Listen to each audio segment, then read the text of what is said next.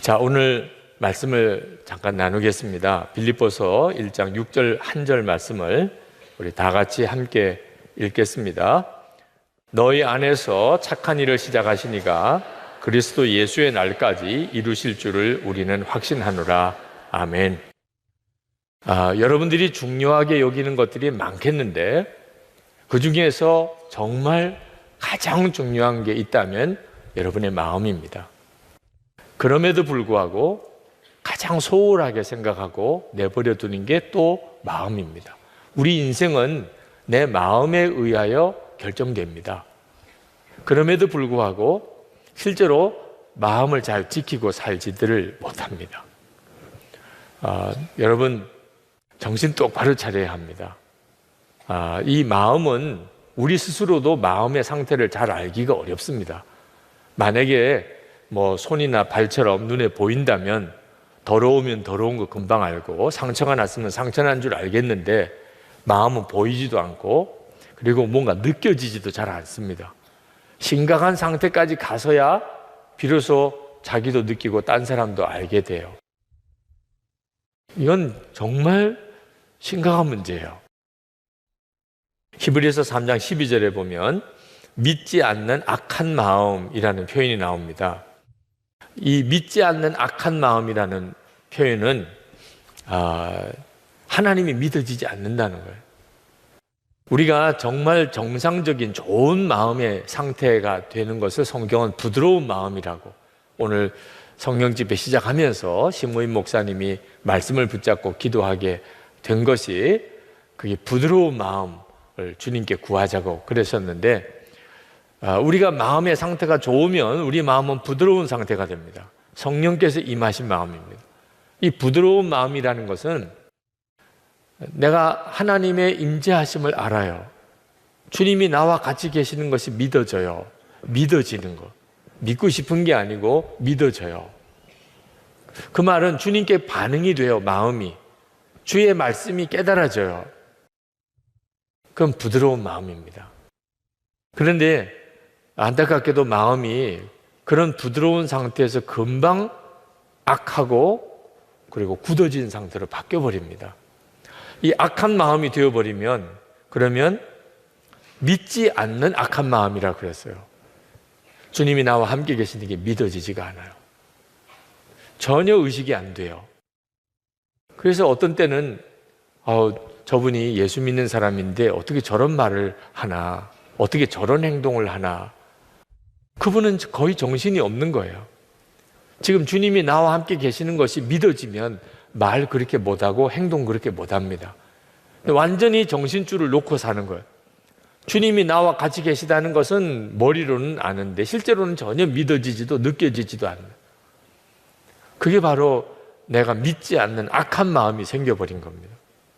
13절, 히브리서 3장 13절에 보면 오직 오늘이라 일컫는 동안에 매일 피차 권면하여 너희 중에 누구든지 죄의 유혹으로 완고하게 되지 않도록 하라. 그러니까 죄의 유혹이 우리 속에 들어와서 되어지는 현상이 마음이 완고해져 버립니다. 죄가 내 마음속에 들어오면 마음이 굳어져 버려요. 마음이 굳어져 버리면 더 이상 주의 음성 안 들리고 주님 전혀 느껴지지도 믿어지지도 않아요. 가룟 유다가 예수를 팔려는 생각을 마귀가 집어넣어 줄 때 그걸 품어버립니다. 우리가 쉽게 그런 어리석은 일에 빠져요. 마귀가 넣어주는 나쁜 생각이 내 속에 설득 들어왔는데 그 생각을 그만 품어버리는, 계속 그 생각하고 또 생각하는. 그러면 어떻게 되죠? 요한복음 13장 27절에 보면 마귀가 들어가 버립니다. 마귀가 들어가고 나니까 예수님께서 가룟 유다에게 내 할 일을 속히 하라 라고 말씀하십니다. 그건 마귀에게 한 이야기죠. 이제는 더 이상 가룟 유다는 이래라 저래라 아무리 주님이 말씀하셔도 통하지도 않고 들리지도 않고 돌이킬 수도 없어요. 마귀가 들어가 버렸으니까. 이게 마음이 완고해지는 것, 악한 마음이 되는 것은 이렇게 무서운 거예요. 출애굽할 당시에 이스라엘 백성들이 그런 상태가 되었었습니다. 히브리서 3장 7절부터 보면 성령이 이르신 바와 같이 오늘 너희가 그의 음성을 듣거든 광야에서 시험하던 날에 거역하던 것 같이 너희 마음을 완고하게 하지 말라. 마음이 완고해져요. 굳어져 버려요. 근데 본인은 느끼지 못해요. 거기서 너희 열조가 나를 시험하여 증언하고 40년 동안 나의 행사를 보았느니라. 그러므로 내가 이 세대에게 노하여 이르기를 그들이 항상 마음이 미혹되어 내 길을 알지 못하는도다 하였고, 마음에 미혹이 와 있는 상태에서는 주님의 길이 보이지 않습니다. 하나님은 항상 정확히 우리에게 길을 보여주시고 계세요. 그런데 마음이 미혹이 되어 있는 상태니까 하나님의 길이 보이지 않는 거예요. 그래서 살 길이라고 잘 될 거라고 생각하고 간 길이 엉뚱한 길로 가는 겁니다.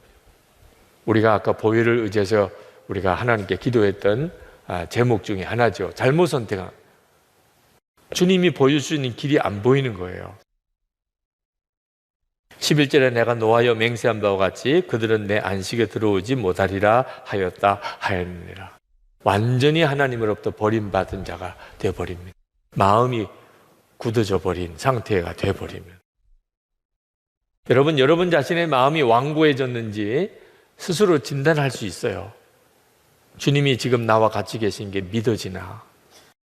주님의 말씀이 내게 들려지나? 그러면 여러분의 마음이 부드러운 마음입니다. 근데 난 주님의 나와 함께 계시는 게 믿어지지도 들려지지도 않아요. 기도를 해도 주님의 뜻하고 아무 상관이 없어요. 이런 형편이 있는 성도들이 많아요. 오늘 성령 집회까지 오셔도 마음이 굳어져 있는 분들이 이 자리에 계세요. 지구촌 교회에 진재영 목사님이 한 번은 집회 때 그런 이야기를 하시더라고요. 전에 목회하던 교회가 너무 어려웠대요. 하나님 앞에 나가서 기도할 때, 하나님, 제가 이 교회를 사임할 때 나를 괴롭게 한 사람 5명은 제발 내가 발표하고 사임할 수 있게 해주십시오. 나 그 사람 때문에 너무 힘들었어요. 사임하기 전에 그 이야기 했다가는 큰일 나니까 사임하는 때는 발표하게 해주세요. 나를 힘들게 한 5사람, 내가 많이도 아니고 5사람만 발표하고 제가 이 교회를 떠날 수 있게 해주옵소서. 그리고 그때부터 이제 명단 작성에 들어갔대요. 5명 누구를 발표할까? 그리고 6년 뒤에 그 교회를 사임하게 됐는데 발표했을까요? 안 했을까요? 안 하셨다 그래요. 왜 안 하셨냐 그랬더니 6년쯤 지나서 가만 돌아보니까 정말 자기를 힘들게 하던 그 사람 때문에 자기가 영적으로 더 성숙했다는 걸 깨달았대요. 그분들 때문에 아프긴 했지만 품고 기도하고 또 기도하다가 보니 내가 이만큼 영적으로 자랐구나. 그래서 굳이 그분들의 이름을 발표할 필요가 없었노라. 그렇게 말씀하셔서 웃기도 하고 은혜도 받았는데, 여러분, 우리의 마음이 굳어져 버리면 어떤 때는 정말 나중에 깨닫고 보면 부끄러운 기도도 드려요. 내 마음이 굳었기 때문에 하나님의 뜻을 전혀 알 수가 없어요. 기도는 하긴 하는데 하나님이 정말 들어주실 수도 없는 기도죠. 어떤 목사님이 그분도 또 그런 목회하면서 어려움이 있으셨는지 내 주변에 원수들, 정말 미운 사람들 다 사라지게 해달라고 목사님도 그렇게 기도를 하셨대요. 근데 하나님이 응답해 주셨대요. 어느 날 보니까 미운 사람, 원수 같은 사람 다 사라져 버렸대. 자기 주변에. 사람이 없어졌냐면 그게 아니고 그 사람이 다 그 사람인데 목사님 마음에 원수 같은 마음, 미운 마음 사라지니까. 그전에는 그렇게 미운 사람, 원수 같은 사람 교회 안에 많더니 싹 다 사라져 버렸대요. 그러니까 우리 마음이 정말 놀라운 것이에요. 우리 마음에 따라서 똑같은 사람하고 똑같은 환경에서 지내는데도 어떤 때는 지옥과 같고 어떤 때는 천국과 같다니까. 여러분의 마음이 완고해졌는지는 여러분 스스로가 오늘 성령에 의해서 깨닫게 됩니다. 하나님, 제 마음이군요. 저는 환경인 줄로, 사람인 줄로, 문제가 거기 있는 줄 알았는데 내 마음이 지금 굳어져 버려 있군요. 요한복음 15장 6절에 보면 사람이 내 안에 거하지 아니하면 가지처럼 밖에 버려져 마르나니 사람들이 그것을 모아다가 불에 던져 사르느니라. 여러분의 마음이 굳어져 버린 이유를 주님은 말씀하세요. 주님 안에 거하지 않고 있다는 겁니다. 그러니까 마음이 굳어져 버리는 거예요. 내가 주님 안에 거하면 주님이 내 안에 거하시고, 그러면 내가 마음이 부드러워지게 돼요. 그렇게 부드러워진 마음으로 살아야 하나님의 인도를 받을 수 있게 되고, 그리고 얼마나 복이 있는지, 그래서 주님이 열매를 많이 맺을 수가 있게 되는데, 마음이 굳어져 버리고 메말라 버리면 전혀 전적으로 주님의 역사하심을 경험도 못하고, 그리고는 열매 없는 정말 비참한 삶이 되는 거죠. 주님 안에 거한다는 것은 모든 염려, 걱정 주님께 다 맡겨버리는 거예요. 주님 안에 거한다. 내 모든 문제, 염려, 근심 다 주님께 맡겨버려요. 주님을 완전히 믿는 거예요. 얼마나 놀라운 은혜요, 복인지 모릅니다. 그러니까 마음이 쉼을 얻어요.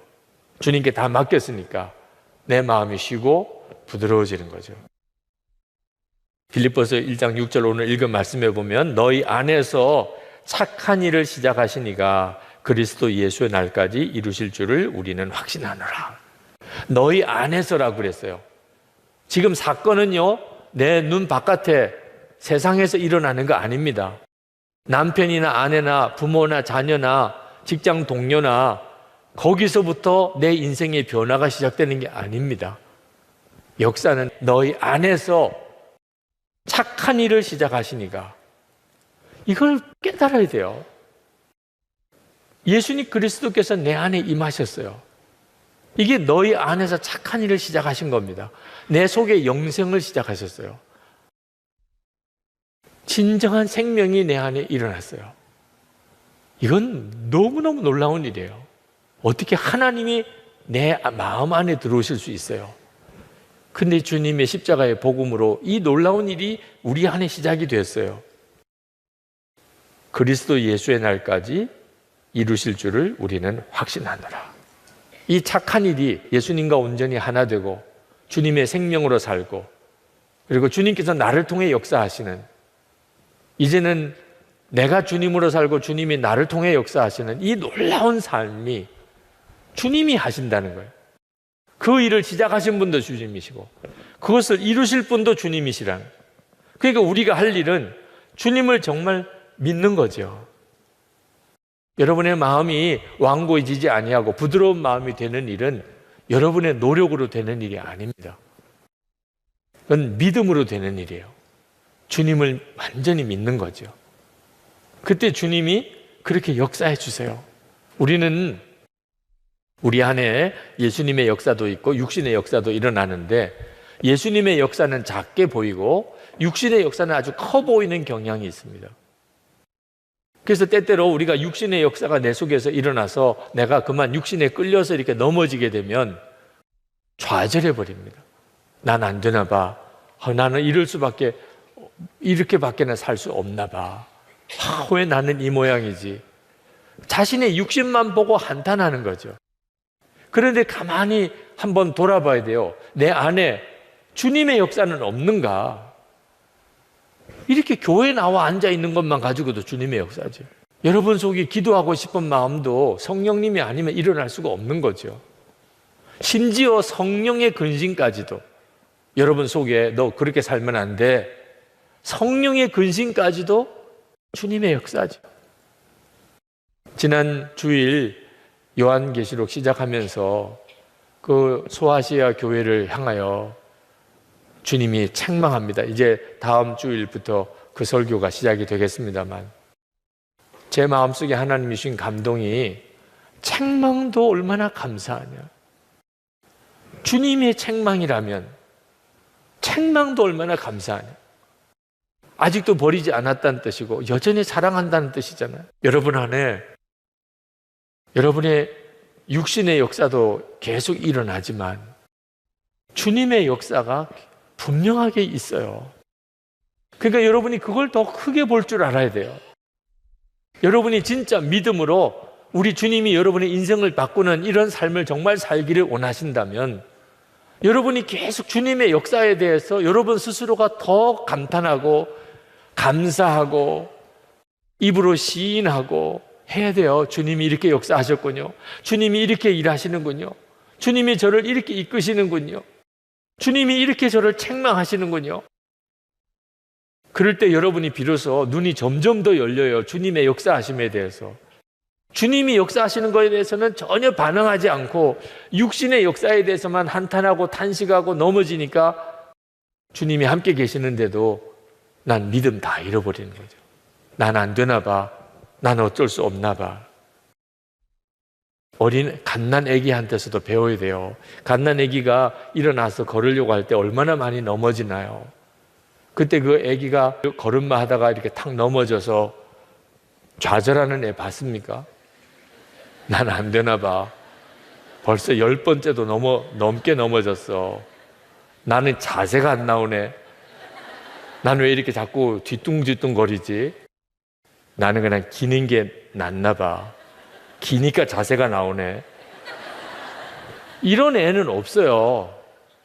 하여튼 자빠지고 넘어져도 뒤뚱거려도 계속 일어나서 걸으려고 그러고 우리가 그렇게 다 지금 이렇게 걷는 거라니까요.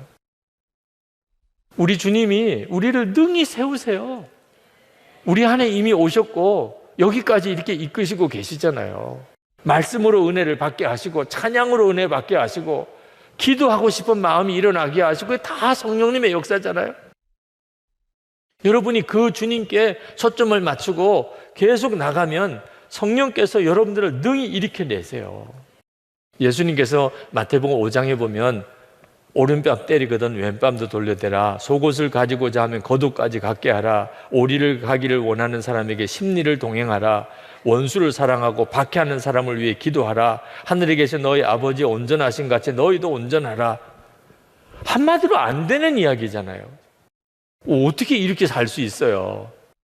근데 주님이 왜 이렇게 말씀을 하셨을까요? 우리는 안 되지만 주님이 그렇게 살게 해 주시겠다. 주님이 그렇게 살게 해 주시겠다면 우리가 어떻게 해야 돼요?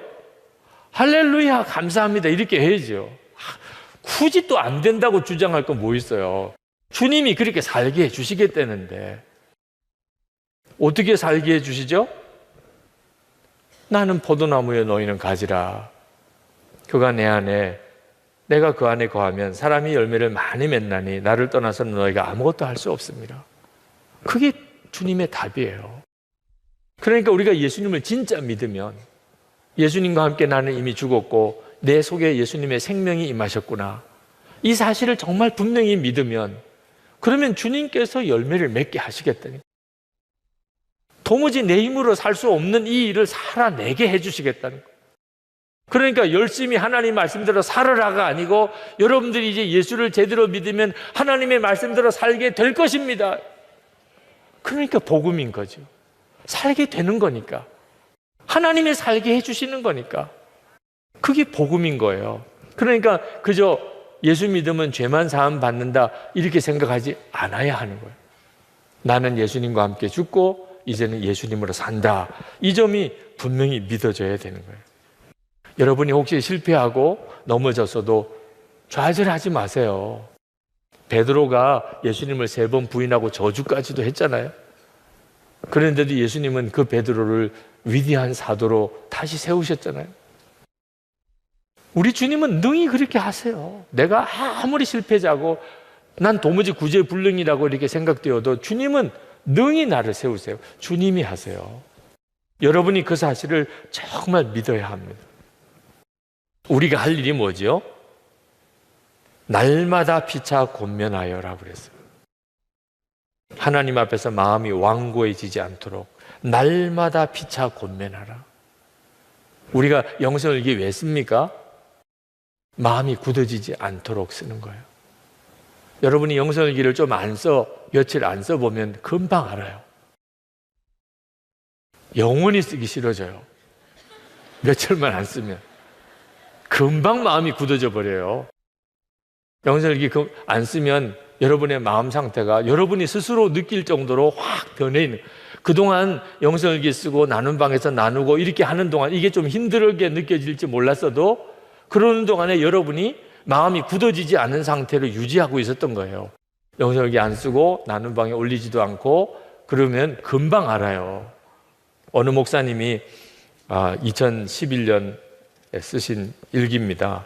위기가 오는 생각이 든다. 마음이 무겁다. 생각도 전처럼 예수님께 집중하지 못하고 죄된 생각들이 스멀스멀 올라온다.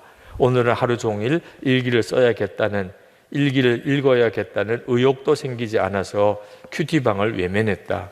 그래서 더 써야겠다는 생각이 들었다. 그날 일기를 쓰다 보니까 내 마음이 왜 이렇게 됐지? 내가 이거 일기를 계속 써야 되겠구나. 이거 큰일 나겠구나. 여러분이 영적으로 마음이 이렇게 굳어지고 완고해지고 하나님도 의식이 안 되고 말도 함부로 하게 되고 행동도 함부로 하게, 이런 현상이 오게 되면 정신 똑바로 차려야 돼요. 지금 대단히 위험한 상태에 있는 거예요. 우리가 그렇게 일기를 쓰고 서로 나누고 하자고 하는 이유를 정확하게 아셔야 돼요. 어느 목사님이 쓰신 일기입니다. 사역이 바쁘고 아내와 아이를 위해 시간을 낸다는 핑계로 영성일기를 쓰는 것에 게을러지고 말았다. 그러자 자연스럽게 제 삶의 분노, 자기연민, 무력증, 음란한 마음, 게으름 등이 일어나는 것을 보게 된다. 알아서 하세요. 주님으로 사실 건지 완전히 마귀 놀이터인 마음으로 진짜 망가진 인생을 사실 건지, 그건 정말 여러분이 선택하시는 거예요. 프랭크 루박 선교사님이 1930년 4월 19일자 일기에 이렇게 썼어요. 나는 지난 며칠간 포기하고 지냈습니다. 그리고 오늘과 어제 그 결과의 증거를 보았습니다. 재치 있게 말하려고 하다가 나는 그만 다른 사람들의 감정을 상하게 하는 말을 내뱉고 말았습니다. 그리고 조급해졌습니다. 적어도 이들 중 한 사람에게 이 시도에 대해 이야기한 적이 있기에 그가 이것을 그 결과라고 생각할까 봐 마음이 떨립니다. 프랭크 루박 선교사님도 며칠 일기를 쓰지 않다 보니까 그만 어느 순간에 말에 시련이 나오고, 다른 사람들이 내가 매일 일기를 쓰겠다고 결심한 것을 아는데 그렇게 해서 저런 모양인가? 이렇게 생각할까 봐 마음이 걱정이 되더라. 우리의 마음이 나도 전혀 의식이 안 되도록 굳어져 버리니 큰일인 거예요. 기도도 안 되고 봉사도 사랑도 헌신도 예전 같지 않아요. 내 마음의 내적인 기쁨도 없어지고 그냥 어디론가 떠나고 싶고 큰일 난 거죠. 그렇죠? 그러므로 여러분이 주님 안에 거하는 일이 필요해요. 주님께서만 고쳐줄 수 있어요. 내 이 굳어진 마음을 회복시킨. 여러분이 오늘 말씀을 듣고 내가 깨닫지 못했지만 내 마음이 어느 순간에 굳어져 가고 있구나. 그것만도 엄청난 은혜예요. 여기서 돌이킬 수 있기 때문에.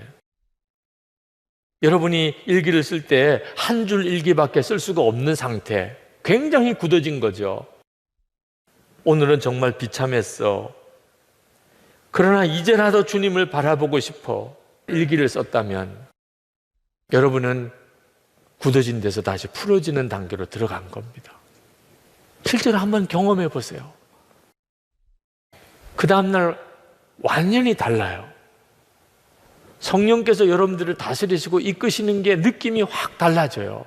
영성일기를 써도 어쩔 수가 없어. 나는 정확한 판단 아닙니다. 여러분 중에 목사님 저도 일기를 쓰기는 쓰는데요. 그래도 별거 없더라고요. 여러분, 일기를 안 써보면 금방 알아요.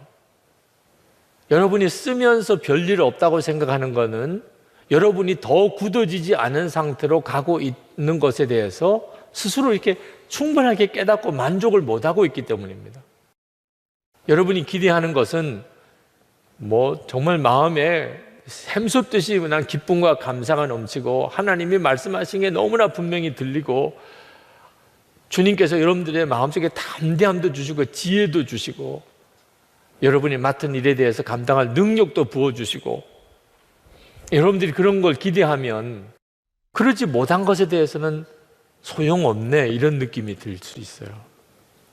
근데 하나님이 여러분에게 그렇게 역사하시는 것은 여러분이 원하는 때에 맞추어서 역사하시는 게 아닙니다.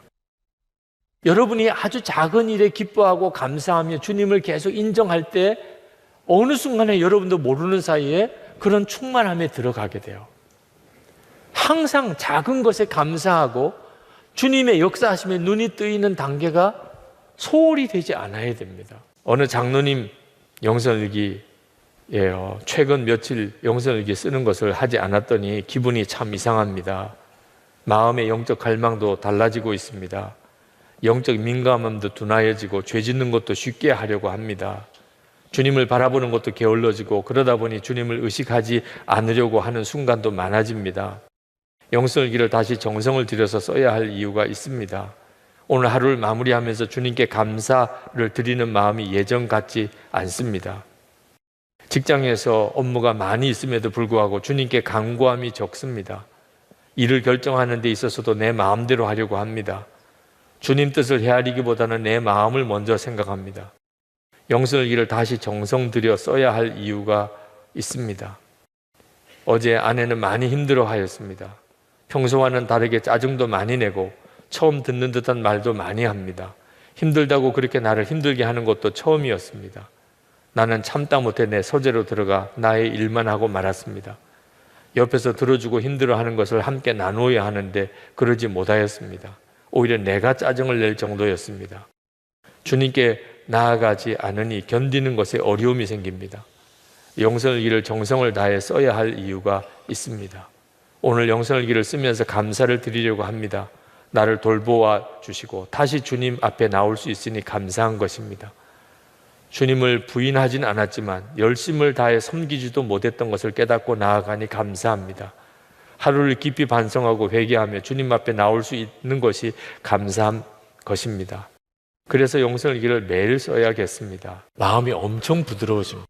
만약에 이렇게 글로 주님께 자신을 돌아보고 점검도 하고 깨우쳐 주신 것도 이렇게 기록하지 않았다면 그러면 이 굳어지는 상태는 더 심해집니다. 그리고 계속 다른 사람 핑계를 대고 원망하고 환경 원망하고 실제로는 자기의 마음이 굳어져 가고 있는 걸 내버려 둔 건데도 결국 그렇게 깨질 대로 깨지고 망가질 대로 망가지고 난 다음에 그제서야 깨닫고 회개하고 돌아올 때는 너무 비참해져 있는 거죠. 여러분, 목마를 때 그때 가서야 물을 마시는 이런 습관 버려야 돼요. 건강 때문에 물을 자주 마시라고 이렇게 권하는 분들 있잖아요. 근데 목이 안 마른데 물을 어떻게 마셔요? 목이 마르면 마시죠. 근데 사람이 수분이 필요한 때 이렇게 목이 마르는 현상과 직결되지 않는데요. 몸에는 수분이 필요한데 목은 안 마른 거예요. 그러니까 대부분이 물을 적게 마시고 산다는 거죠. 그래서 규칙적으로 물을 마셔야 된다. 시간을 정해놓고 이렇게 물을 마시라는 거예요. 목이 특별히 마르지 않아도 물을 이렇게 마시는 것이 필요하다는. 여러분 잘 아는 김창욱 방송인 김창욱 씨가 강의 중에도 그런 이야기를 하더라고요. 그 오지에서 사람이 사막 같은 데서 그곳을 이제 탐험하는 사람들 중에 탈수 증세로 쓰러지고 죽는 사람이 종종 생긴다는 겁니다. 그런데 물이 없어서 탈수 증세로 죽는 게 아니고 물병에는 물이 있는데 탈수 증세로 그냥 어처구니 없이 죽는다는 거예요. 왜 그런가? 왜 물이 있는데도 물을 마시지 그렇게 죽는가? 본인이 목마른 걸 모르는 거예요. 사막이 워낙 뜨거우니까 땀도 나는 즉시 말라버린대요. 그러니까 지금 자기가 땀을 흘리고 있는지 자체를 모른대요. 그 사막의 아주 고온 속에 들어가면. 내가 목이 마른지 지금 몸에서 탈수 현상이 일어나고 있는 것 자체를 사람이 이렇게 느낄 때 가서야 물을 마시면 큰일 난다는 거죠. 그러니까 시간을 정해놓고 물을 마셔야 돼요. 여러분, 육신도 그런가 하면 영은 더해요. 영은 목마름 자체를 느끼는 것이 어려워요. 대부분은 잘못 해석해요. 내 영혼이 지금 갈급해요. 그런데 해결을 어디 가서 해요? 백화점 가요. 극장에 가요. 완전히 지금 뭔가 좀 문제가 생긴 건 느끼는데 전혀 다른 데로 푸는 거죠. 그러니까 더 목마른 거죠. 마치 물이 필요한데 음료수를 마신 거나 같아요. 그래서 결국은 많은 사람들의 인생이 무너지는 거예요. 가정이 무너지고 삶이 무너지는 거예요. 예수를 믿는 우리들이 어떻게 영적인 충만함을 계속 유지할 수 있을까요? 꾸준히 내가 영적으로 목마름이 느껴지든 느껴지지 않든 꾸준히 주님 안에 거하는 걸 확인하고 살아야 돼요. 생수는 예수 그리스도잖아요. 내 인생을 항상 새 힘이 나게 만들어주신 주님. 그래서 24시간 주님을 바라보자는 거예요. 매일 그것을 일기로 써보자는 거예요. 그 여러분 안에 생수의 공급이 계속 되어진다는 뜻이죠. 그러면 삶 자체가 마귀가 끄는 대로 끌려가지 않아요. 하나님이 여러분들을 지키실 때 딱 지켜집니다. 2주 전에 미국 남부 플로리다에 있는 그 템파시에 허리케인 어마가 지나갔습니다. 거기에서 목회하시는 목사님, 하필이면 또 이사 간 지 얼마 안 되는 거기에 교회를 맡아서 가신 지 얼마 안 되는 때 이 허리케인이 그 템파를 스쳐 지나갔습니다. 처음에는 뭐 허리케인이 온다고 그래도 대수롭지 않게 생각했대요. 한 번도 겪어보지도 않았기 때문에. 그런데 점점 TV에서 방송들이 나오고 그 캐리비안 섬들의 초토화된 뉴스를 보고 한국에서 계속 전화가 걸려오고 이게 좀 대비를 해야 되는 모양이다. 그래서 마트로 갔더니 완전히 전쟁터 같이 번했다.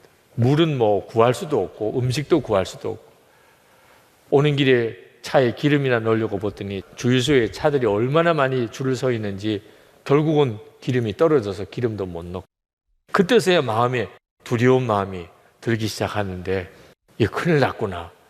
사람들은 막 대피소로 또는 저 먼 곳으로 그렇게 피난을 이렇게 떠나는 그런 형편이고 이 그대로 여기 있어도 되나 이런 마음이 막 마음에 걱정으로 밀려오는 이런 그 기간을 이렇게 보냈던 것을 페이스북에 쓰셨어요.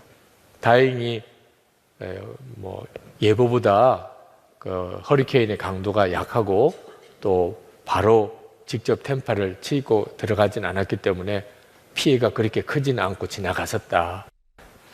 그런데 그 다음에 성경 공부 시간에 성도들이 이렇게 모여서 그 어떻게 지내셨는지 묻기도 하고 또 어떤 느낌이 받으셨는지 그런 이야기가 자연스럽게 나왔대요.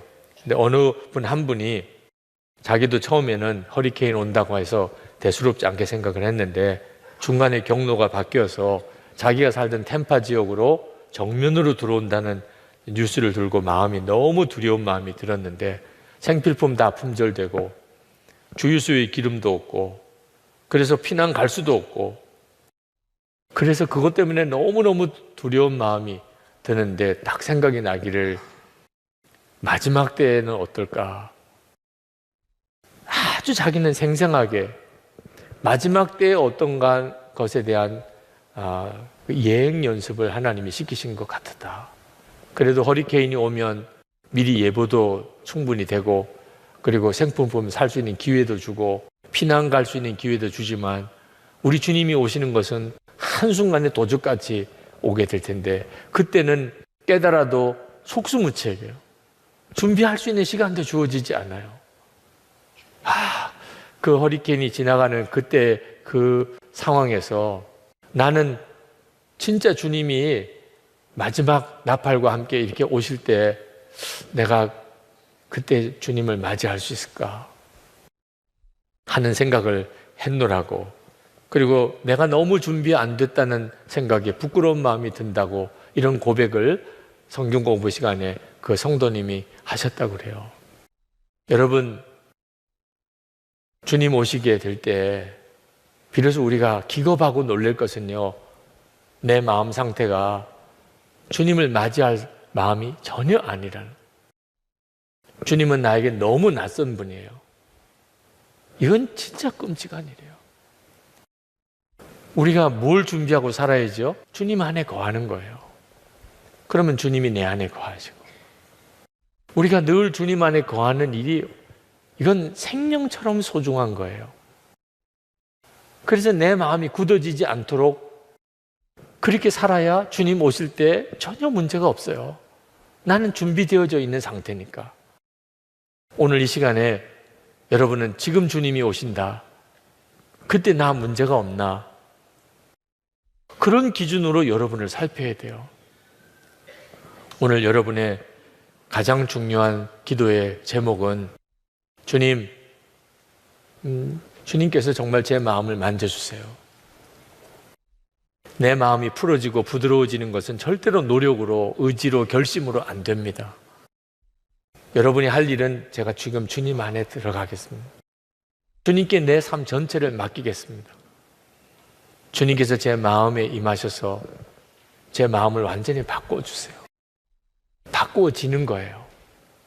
여러분들이 그 은혜를 누리게 됩니다. 오늘 이 밤에 우리가 정말 응답받을 것은 내 마음이 바뀌었다는 거예요. 오늘 교회 올 때와 교회를 나갈 때 할렐루야, 하나님 제 마음이 너무 바뀌었습니다. 주님이 저와 함께 계시는 게 너무 분명히 믿어집니다. 주님이 저에게 원하는 게 뭔지 깨달아집니다. 집에 돌아가면 어떻게 하라? 직장 가서는 어떻게 하라? 그게 너무 명확하게 깨달아집니다. 내 마음이 부드러워져 있어요. 그렇게 되기를 축복합니다.